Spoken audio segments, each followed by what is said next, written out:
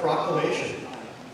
He taught historical theology and social ethics at Knox Theological Seminary in 2000-2008, and interdisciplinary studies at Covington College from 1992 to 2000. He has served as an elder in both the PCA and the OPC. Some of you would know what those abbreviations mean. Planting a new congregation, and now lives with his wife in near Memphis, Tennessee. They have 7 children and how many grandchildren now?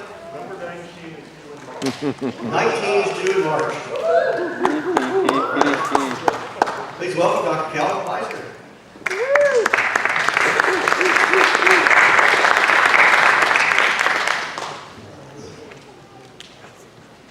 Let's see how this works here. Let's not have the laptop slide off the lectern, right? That would be a good idea.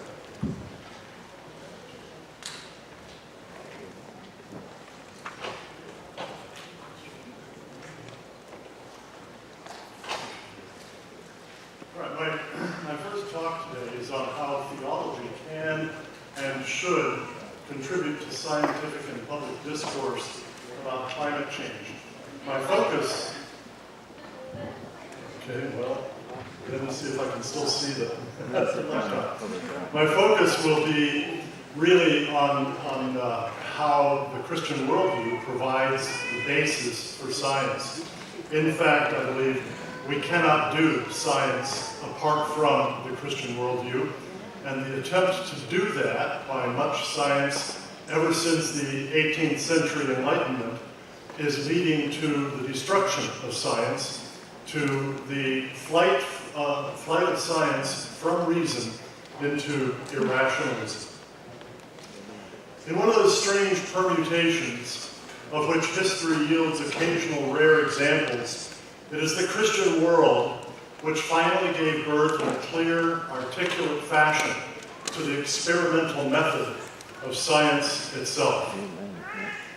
So wrote paleoanthropologist and philosopher Loren Eiseley, who, though religious in the tradition of American transcendentalists Ralph Waldo Emerson and Henry David Thoreau, was certainly no Orthodox Christian theist. He was reflecting on the kind of soil in which science could flourish. While Eiseley considered this a strange permutation, more thorough investigators of the history of science and of the nature of both Christian and scientific thought and practice find the growth of science from Christian seeds and in Christian soil to be not strange, but thoroughly understandable. Real science arose only once, in Europe, wrote Rodney Stark in his controversial book, The Triumph of Reason, How Christianity Led to Freedom, Capitalism, and Western Success. That was not among the controversial statements in the book, however. Those dealt more with his understanding of economic and business history. This statement, however, merely said what has become a commonplace among historians and philosophers of science. Stark, in fact, cited 12 scholarly studies that all reached that same conclusion. He might have cited many more in light of the thorough debunking by such seminal thinkers as the French physicist and philosopher of science Pierre Duhem, 1861 to 1916, the debunking of the old positive, quote, histories, unquote, of the, quote, warfare, unquote, between science and Christianity that once dominated science education in the West, like John William Draper's History of the Conflict Between Religion and Science, published in 1874, and Andrew Dixon White's A History of the Warfare of Science with Theology in Christendom in 1896. Duhem, whose researches into medieval science brought him to unexpected conclusions, wrote that, quote, "The mechanics and physics of which modern times are justifiably proud proceed by an uninterrupted series of scarcely perceptible improvements from doctrines professed in the heart of the medieval schools," unquote. Several other assertions by Stark are equally uncontroversial among actual historians of science. And I'm quoting several times here from Stark. Fundamental theological and philosophical assumptions determine whether anyone will attempt to do science. The Christian image of God is that of a rational being who believes in human progress, more fully revealing in himself as humans gain the capacity to better understand. Moreover, because God is a rational being and the universe is his personal creation, it necessarily has a rational, lawful structure awaiting increasing human comprehension. This was the key to many intellectual undertakings, among them the rise of science. Still quoting from Stark here, Christians developed science because they believed it could be done and should be done. Newton, Kepler, and Galileo regarded the creation itself as a book that was to be read and comprehended. In contrast to that, Stark pointed out, most non-Christian religions do not posit a creation at all. The universe is eternal, and while it may pursue cycles, it is without beginning or purpose. And most important of all, having never been created, it has no creator. Consequently, the universe is thought to be a supreme mystery, inconsistent, unpredictable, and arbitrary. For those holding these religious premises, the path to wisdom is through meditation and mystical insights, and there is no occasion to celebrate reason. China, Islam, India, and ancient Greece and Rome each had a highly developed alchemy, but only in Europe did alchemy develop into chemistry. By the same token, many societies developed elaborate systems of astrology, but only in Europe did astrology lead to astronomy. Why? Again, the answer has to do with images of God. Nearly 90 years earlier, the English mathematician and philosopher Alfred North Whitehead paved the way for the rejection of the positivist, Christian-bashing pseudo-histories of science when in one of his Lowell lectures at Harvard, he said that science arose in Europe because, and I quote, faith in the possibility of science was derivative from medieval theology. The greatest contribution of medievalism to the formation of the scientific movement was the inexpugnable belief that there is a secret which can be unveiled. How has this conviction been so vividly implanted in the European mind? It must come from the medieval insistence on the rationality of God, conceived as with the personal energy of Jehovah and with the rationality of a Greek philosopher. Every detail was supervised and ordered. The search into nature could only result in the vindication of the faith in rationality. In Whitehead's estimation, other religions' ideas of God or gods could not sustain such an understanding of nature, or of the universe as a whole. On their presuppositions, any occurrence might be due to the fiat of an irrational despot, or some impersonal, inscrutable origin of things. There is not the same confidence as in the intelligible rationality of a personal being. Nancy Pearcey, a philosopher, and Charles Thaxton, a biochemist, who did postdoctoral work in the history of science at Harvard, explained the importance of Christian thought to the foundations of science more extensively in the first two chapters of their book, The Soul of Science, Christian Faith and Natural Philosophy. And I'm going to be quoting extensively from them here as I run through certain basic ideas. The type of thinking known today as scientific, with its emphasis upon experiment and mathematical formulation, arose in one culture, Western Europe, and in no other, they write. They too identify the Christian faith, more specifically its foundations in the doctrines of God, creation, and humanity, as the reason science arose in Europe and not elsewhere. Objections to this thesis often appeal to the invention of various technologies or fundamental theorems of mathematics, geometry, and astronomy among, for instance, the ancient Babylonians, Chinese, or Egyptians, or the medieval Muslims. But these, Piercy and Thaxton argue, differ from science per se. This is very important to understand.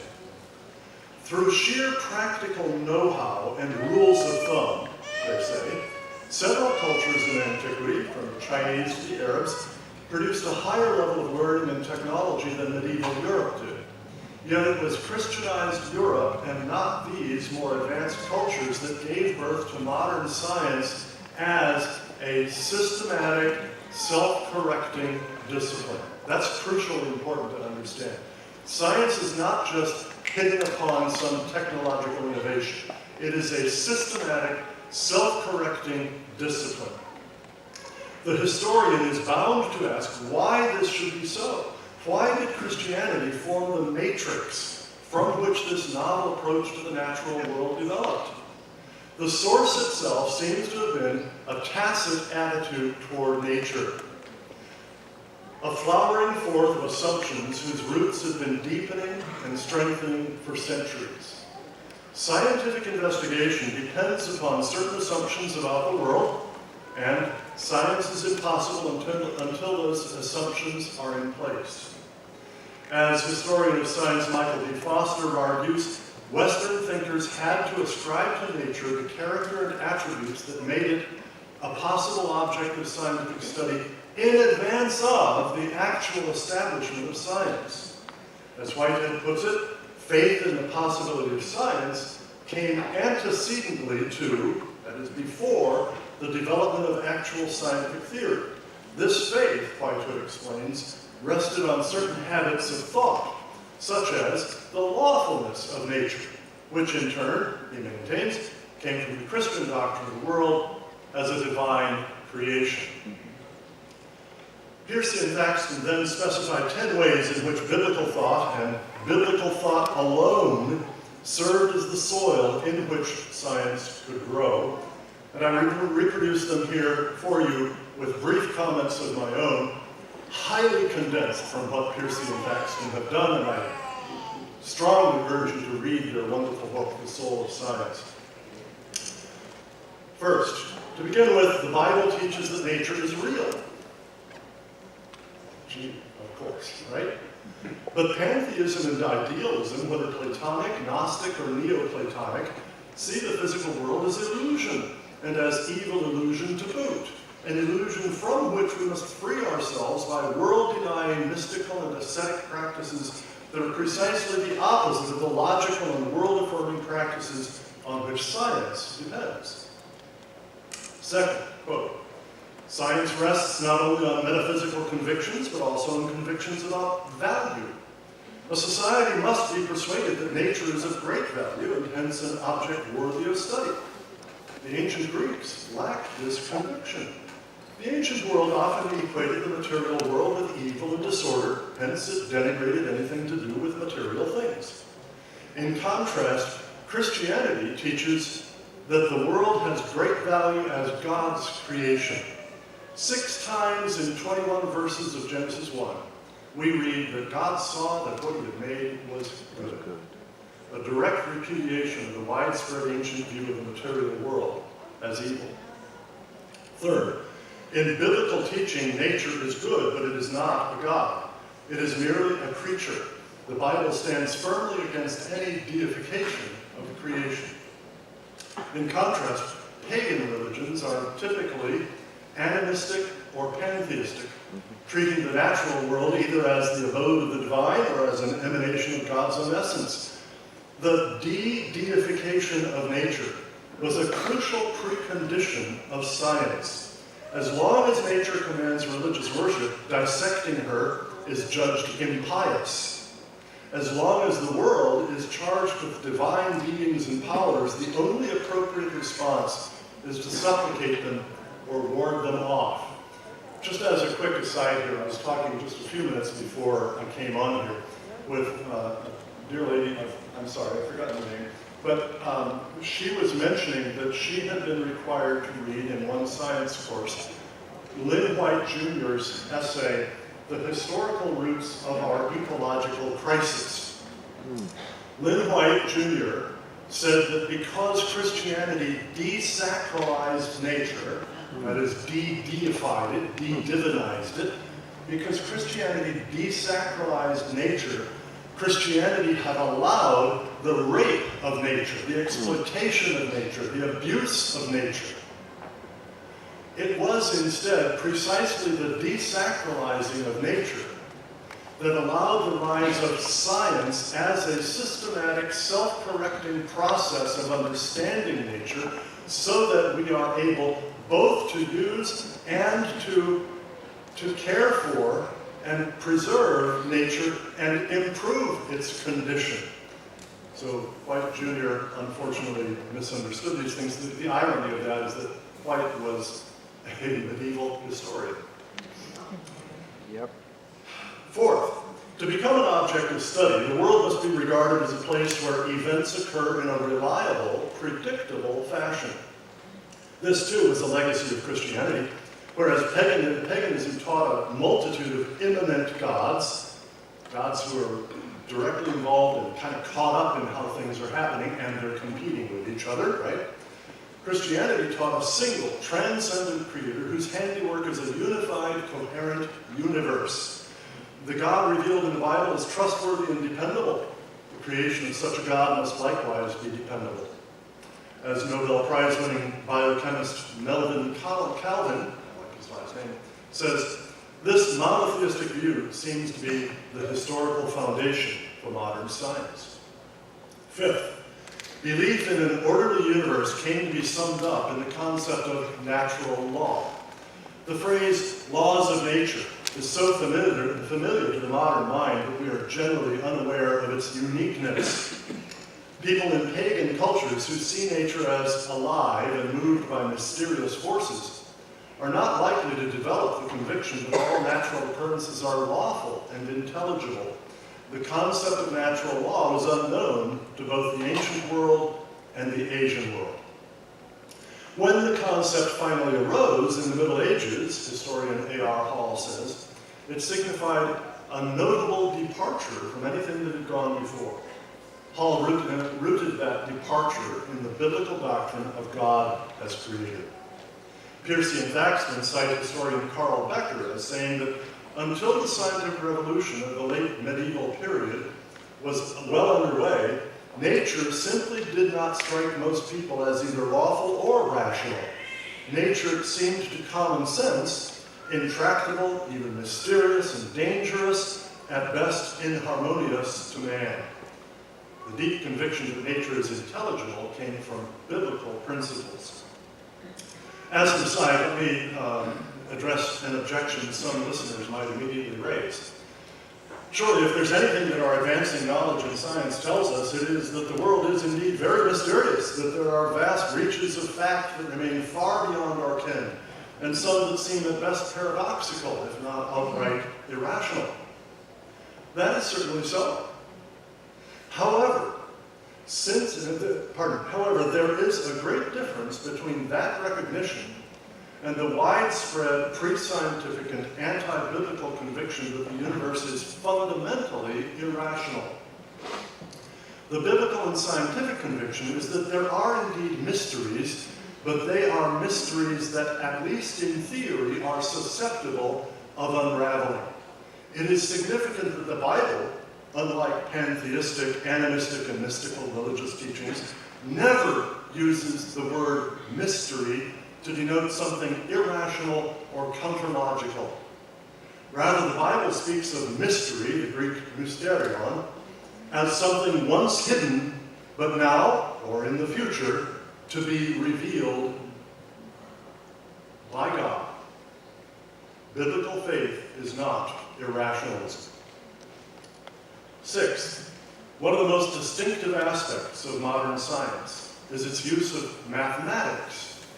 The conviction not only that nature is lawful, but also that those laws can be stated in precise mathematical formulas. This conviction, too, historians have traced to the biblical teaching on creation. The biblical God created the universe ex nihilo and hence has absolute control over it. Hence, in its essential structure, the universe is precisely, I added an emphasis there, what God wants it to be. This idea was alien to the ancient world. In all other religions, the creation of the world begins with some kind of pre-existing substance with its own inherent nature. As a result, the Creator is not absolute and does not have the freedom to mold the world exactly as He wills. Set aside the fact that also in all these other pagan things, there were multiple gods who were competing with each other for control over nature. Thus, the application of geometry and mathematics to the analysis of physical motion rests on the Christian doctrine of creation. Historian R.G. Collingwood expresses the argument most succinctly. He writes, "The possibility of an applied mathematics is an expression, in terms of natural science, of the Christian belief that nature is the creation of an omnipotent God." 7th, not only belief in a rational, comprehensible nature, but also belief in a rational, comprehending observer of it, man, was necessary to the rise of science. Science cannot proceed without an epistemology, or theory of knowledge, guaranteeing that the human mind is equipped to gain genuine knowledge of the world. Historically, this guarantee came from the doctrine that humanity was created in the image of God. In contrast, argues sinologist Joseph Needham in The Grand Titration, the Chinese never developed modern science because they had no belief either in an intelligible order in nature or in the human ability to decode an order should it exist. As Needham writes, there was no confidence that the code of nature's laws could be unveiled and read because there was no assurance that a divine being, even more rational than ourselves, had ever formulated such a code capable of being read.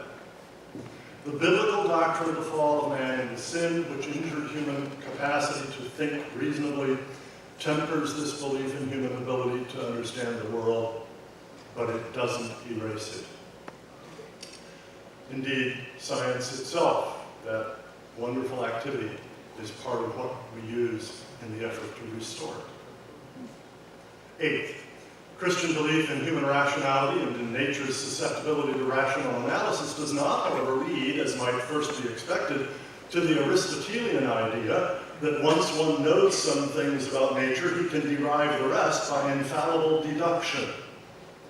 Nature comes with surprises, not because it is inherently irrational, but because it is the work of a free and personal God who does with it as he pleases. He is indeed faithful and dependable, but he is not entirely predictable. For as the Apostle Paul, paraphrasing Isaiah 43:11, put it in 1 Corinthians 2:16, who has understood the mind of the Lord so as to instruct him? He instructs us. We do not instruct him. While Aristotelian science tended to stress rational intuition of purposes or forms, capital F, followed by deduction, mature biblical reflection on the Creator and his creation led to the realization that all deductions about nature must be tested by observation and experiment. Experimental science had to await a shift away from Aristotelianism.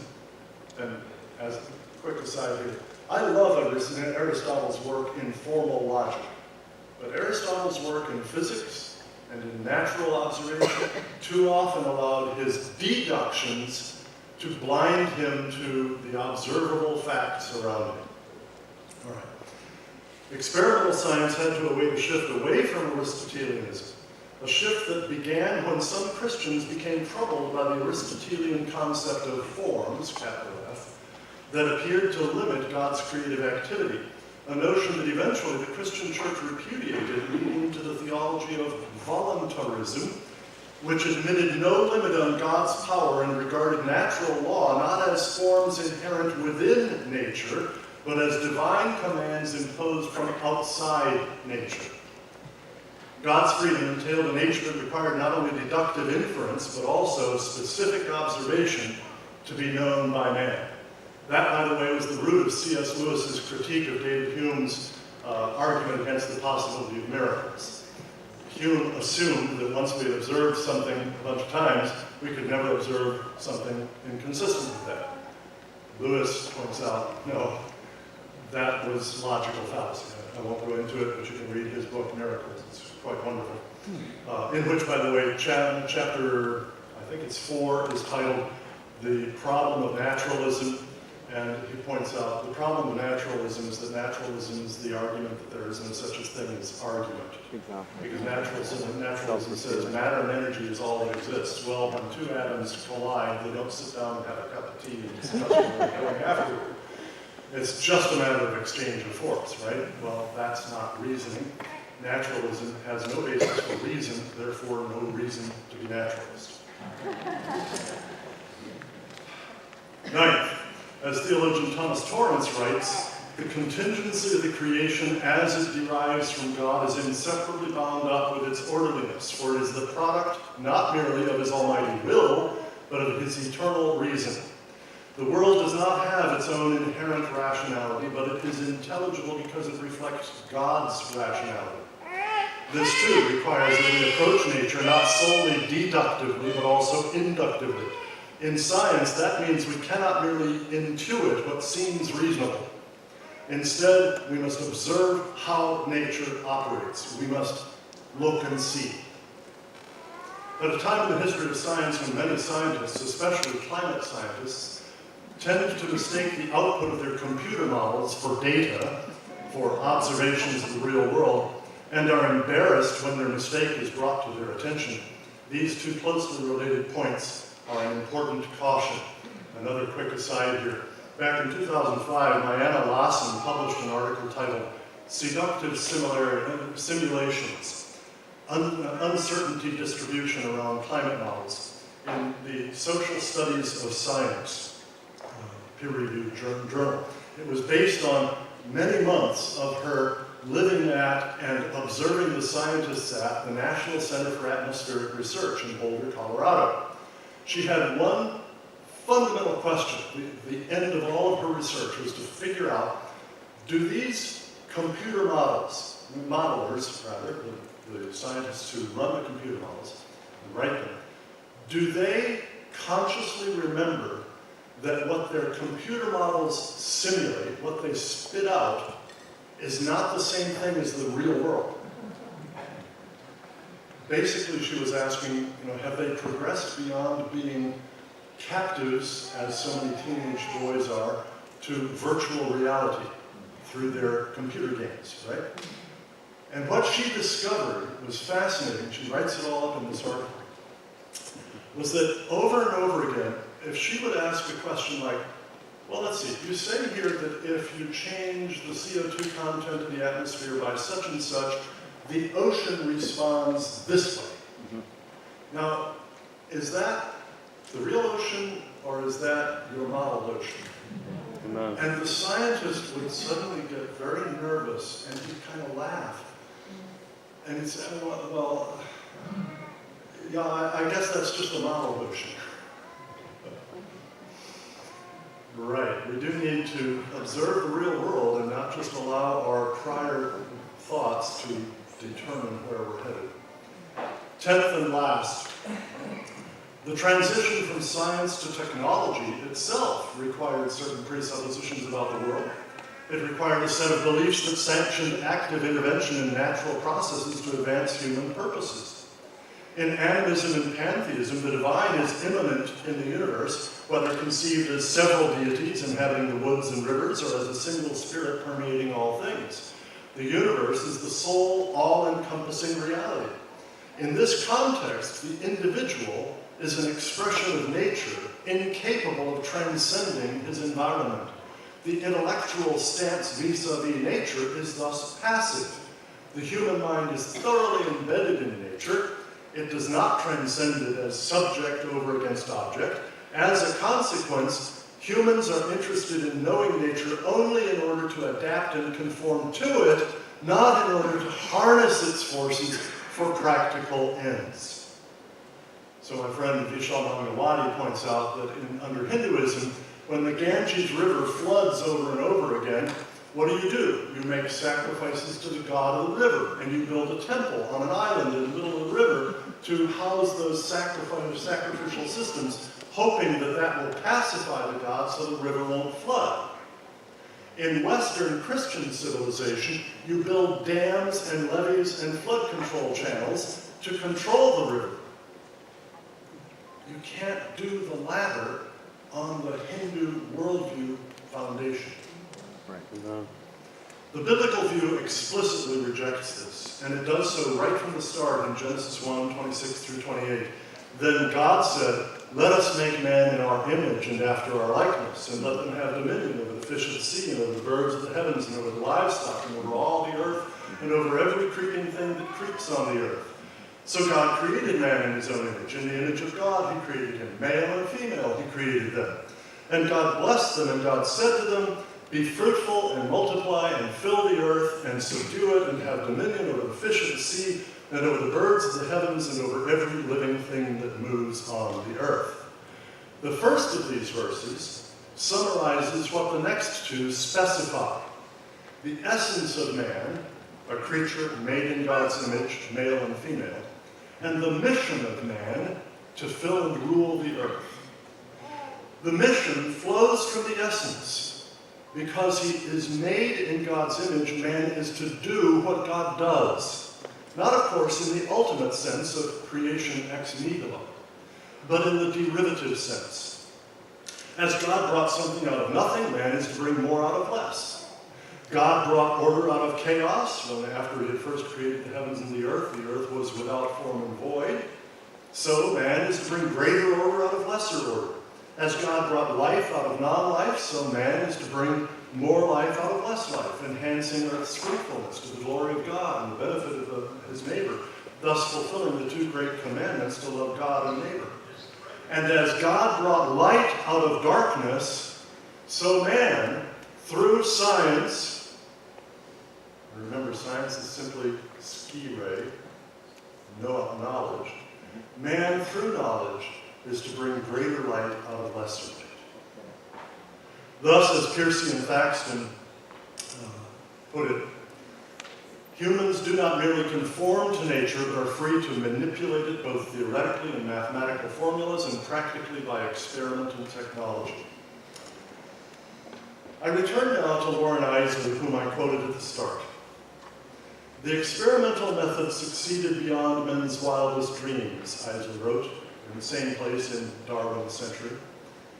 But the faith that brought it into being owes something to the Christian conception of the nature of God, and science today is still sustained by that assumption. But in concluding their chapter on the Christian epistemological and metaphysical foundations of science, Piercy and Thaxton posed what they called, quote, a haunting question, unquote. Actually, a series of unfolding questions that I find all the more haunting in light of the history of climate science over the past 20 to 30 years. Quoting now, if science received much of its impetus from Christian assumptions, what will happen now that those assumptions have eroded? Now that Christianity is no longer a public faith undergirding science, but merely a private belief held by individual scientists? What will happen to science as the Christian motivation and intellectual scaffolding wither away? Contemporary science still lives off the accumulated capital of centuries of Christian faith. But how long will that capital last, and what will take its place?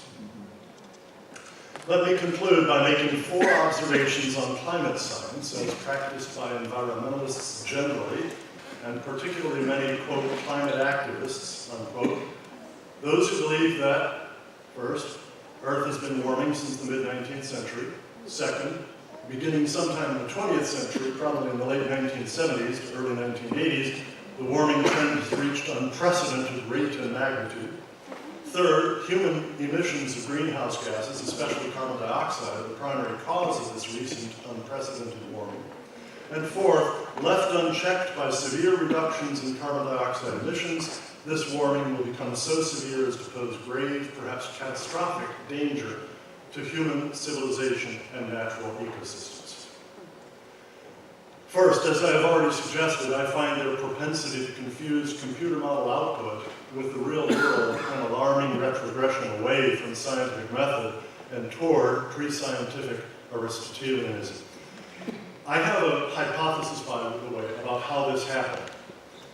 We didn't have computers at all for most of human history.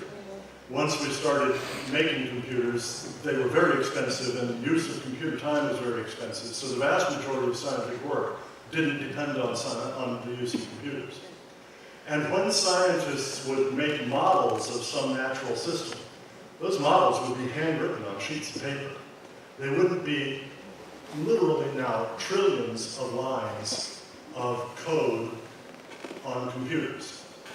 You had to be able to run a model in your head, reading along what you have on paper, rather quickly.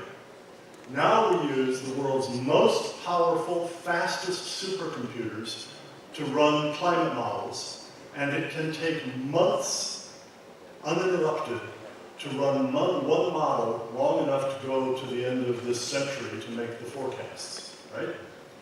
Now, starting in the late 1970s, computer time began to be a little bit less expensive. So more and more people studying to become scientists started relying more on computers and models than on real-world observation. This, by the way, is why most of the best critics and outspoken critics of climate alarmism are older, retired scientists, emeritus at many places. And the alarmists are the young guys who grew up on computers and have forgotten that they need to compare their computer output, which they take as data, it's not data, with the real world. All right. So,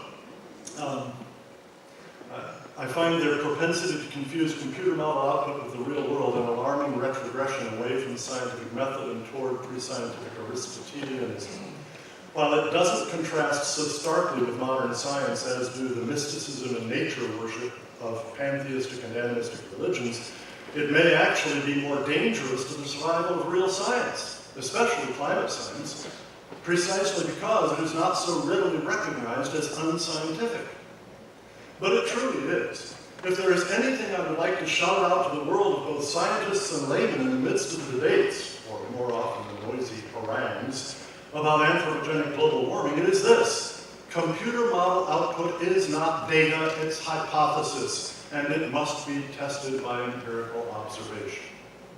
Second, climate scientists frequently resort to such logical fallacies as argumentum ad populum, the overwhelming consensus of scientists is, or argumentum ad verecundiam, appeal to authority, especially when genuine authorities disagree so much with each other, and argumentum ad hominem abusive, name-calling, attacking character rather than rebutting arguments, and argumentum ad hominem circumstantial, refusing to rebut skeptics' arguments on the grounds that those making them might have some vested interest in their conclusions.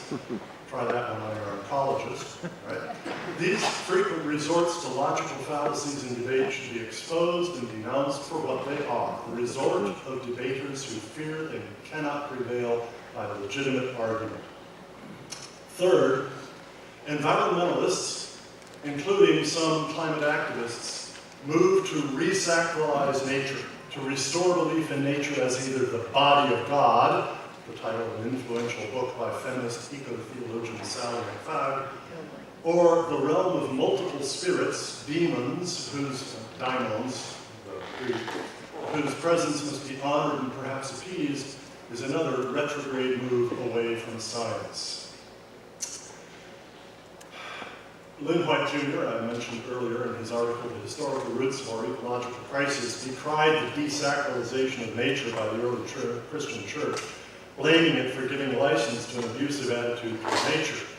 With no sound basis in the history of either Jewish or Christian commentary, White alleged that Jewish and Christian interpretation of God's mandate to humanity in Genesis 1:28 to subdue and rule the earth became a rationale for destructive, careless exploitation of the earth and thus the real root of modern ecological crisis. That thesis has generated considerable hostility to Christianity though not so much to Judaism, presumably either because Jews have been too few or because people fear to be labeled anti-Semitic among environmentalists. Aside from the lack of such interpretation in actual rabbinic or Christian commentary, the context of the verse makes it clear that destruction and abuse cannot be the sense of the verse. For both the description of God's own creative work in the previous 25 verses and the later record of God's purpose in placing Adam in the Garden of Eden to cultivate and guard it, Genesis 2:15, indicate that the aim of subduing and having dominion of the earth is not destructive but creative, not to reduce but to increase earth's fruitfulness, beauty, and safety, to the glory of God and the benefit of our neighbors. It was historically the desacralization of nature that made ethical room for the rise of technology that turned nature from something to be feared and in which man's life was solitary, poor, nasty, brutish, and short, into something to be admired and enjoyed. Resacralizing it and making humanity its servant rather than its godly master threatens, indeed has already done, great harm to human beings. For example, by depriving developing world countries of the least expensive and most effective insecticide to rid them of malaria, resulting in as many as 100 million malarial deaths over the past 50 years, and will be of no benefit to the natural world. Fourth, the tendency among some environmentalists, including Al Gore in his book Earth in the Balance, to abandon rationality and return to mysticism is yet another retrograde from real science. Whatever else is involved in the imago Dei, it is at least rationality, as we learn from the start of John's Gospel. In the beginning was the Word, and the Word was with God, and the Word was God. The word there translates logos. And if you look in Liddell and Scott's enormous lexicon of the Greek language, you find that the vast majority of the uses of the word logos did not mean a word, they meant logic. We could translate, in the beginning was the logic, and the logic was with God, and the logic was God. And if you think that that makes God impersonal, question where you got your notion of what logic is. Not from God. The same was in the beginning with God. All things were made by him. Without him, nothing was made that was made. In him was life, and the life is the light of men. The light shines in the darkness, and the darkness has not overcome it. This logos is the true light which lightens everyone. The widespread practice of what has been named by its founders post-normal science, pioneered by Silvio Funtovich and Jerome Ravitz, by many of the central figures in the UN Intergovernmental Panel on Climate Change, is yet another retrograde move away from true science, and it is extremely dangerous, not just to science, but to rational public discourse generally, as relates to shaping public policy. I cannot take the time to discuss this in depth, but I can say that post-normal science must not be confused with what Thomas Kuhn in The Structure of Scientific Revolutions called revolutionary science, which he compared with normal science. At the risk of oversimplification, but in the interest of brevity, I will define post-normal science as the application of postmodern deconstructionism to science. As deconstructionism asserts that language cannot convey meaning and truth, but only projects power, so post-normal science makes it the purpose of science not to find truth about the world, but to promote particular policy goals.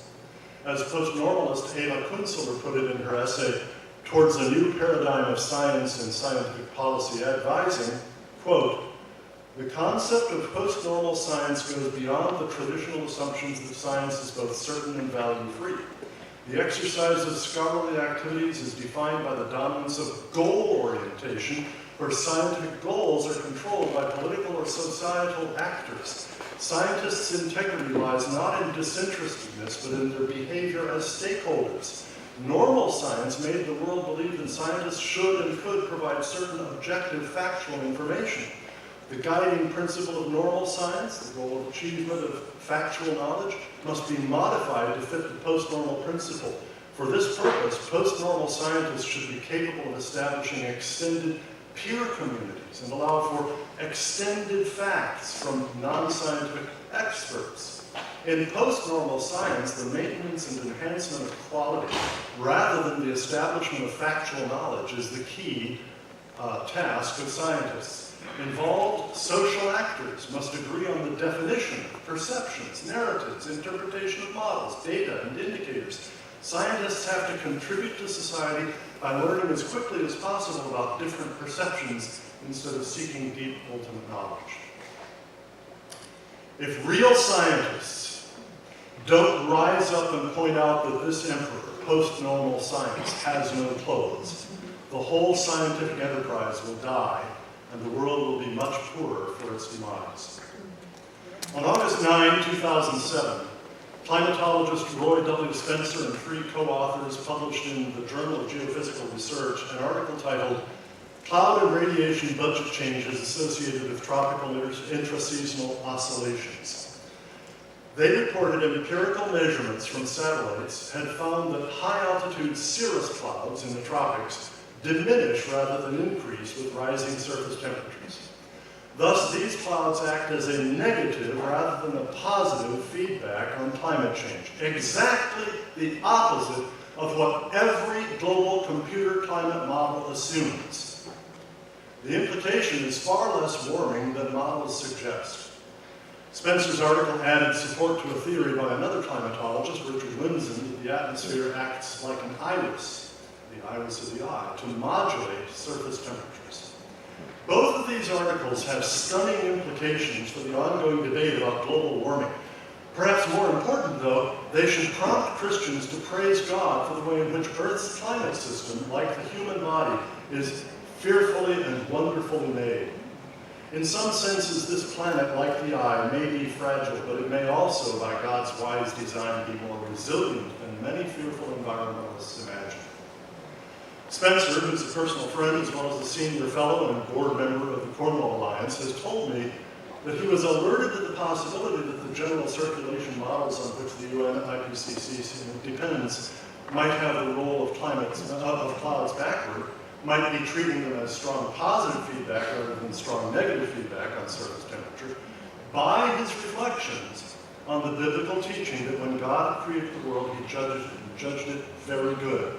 A very good world, Roy thought, wouldn't likely be so fragile that an increase of carbon dioxide concentration in the atmosphere from 27 thousandths of 1% to 54 thousandths of 1% would set off a catastrophic runaway global warming through a positive feedback loop. Might there then be problems with the modeler's assumptions that clouds were a positive feedback? And how might he test that? This led to a variety of experiments and observations from which he reasoned that clouds are in fact a negative rather than positive feedback, reducing rather than enlarging the slight warming effect of carbon dioxide added to the atmosphere. Now notice that this doesn't mean that Spencer's biblical faith predetermined his conclusion. That would be Aristotelian methodology, not Christian and scientific.